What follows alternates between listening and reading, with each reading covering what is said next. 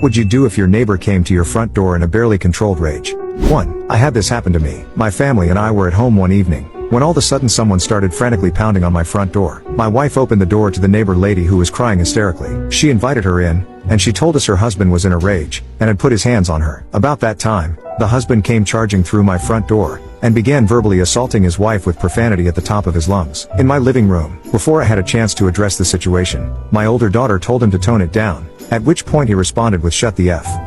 #K up, B hash, CH. The words barely left his lips before those lips were introduced to my fist. Turns out he had no interest in fighting another man. Once he found his feet, he was out my front door faster than he barged in. I'm sure most of the folks reading this will be disgusted with my actions. I don't care. What does matter to me, is the opinion of that man's wife. Years later, she thanked me, saying he never put his hands on her again. Not because he didn't want to, but because he was afraid she would run to my house. Fine by me.